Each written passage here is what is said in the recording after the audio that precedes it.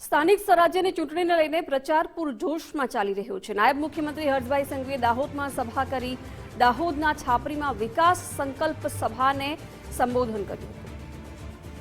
કોઈ નાનું સૂનું યોગદાન નથી। સમાજ દ્વારા આ દેશના વિકાસ માટે દેશભક્તિને લઈને આજથી નહીં પરંતુ 1857ના સ્વતંત્ર સંગ્રામ વખતે પોતાના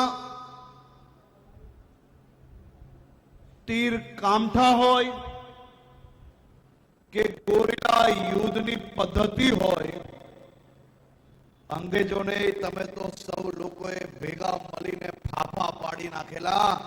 એવા મારા આદિવાસી સમાજ વચ્ચે આજે આવીને મને ખૂબ ગર્વ થાય છે। રાજપીપળાના ગોહિલ વંશજોના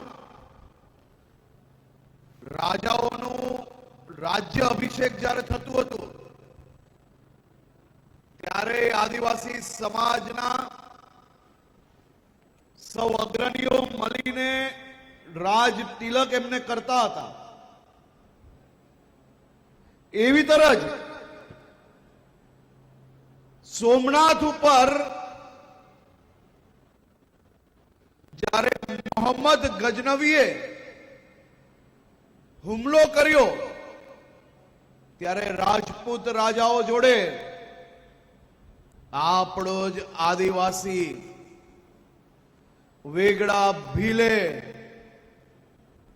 જે પ્રકારે એ રાજપૂત રાજા જોડે રહીને સોમનાથના રક્ષણ માટે શહાદત આપી હતી, તે આજે આ દેશનો એક એક બચ્ચો એને યાદ રાખે એવી મર્દાનગી એ વેગડા ભીલની હતી। એ જ રીતે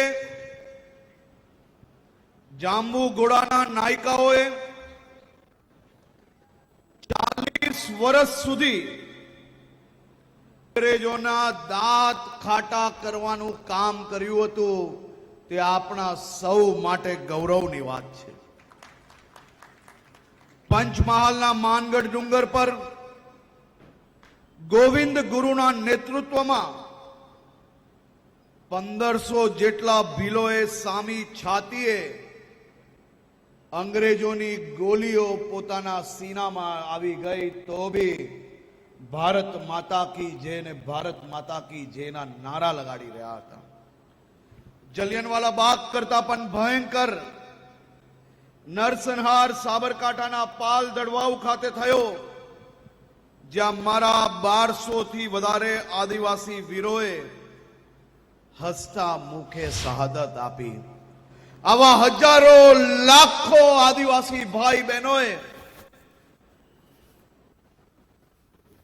આ દેશને આઝાદી અપાવવા માટે શહાદત આપી અને એવા વીર આદિવાસી શહાદતો આ દેશને આઝાદ કરવા માટે તેમને જે સપના જોયા હતા, આ દેશ તો આઝાદ થયું, પરંતુ આઝાદી પછી જે રાજ આ દેશ પર આવ્યું, એક પછી એક આઝાદીના લડવૈયાઓના સપનાઓ સાકાર કરવાના બદલે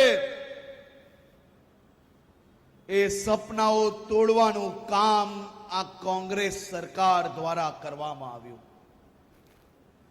આદિવાસીઓનો ઇતિહાસ આ દેશના લોકો ભૂલી જાય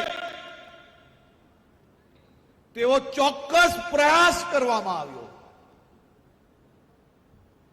આ દેશના આઝાદીના લડવાયાઓએ સપનું જોયેલું કે દેશના આદિવાસી વિસ્તારોમાં રહેતા ગરીબ પરિવારોને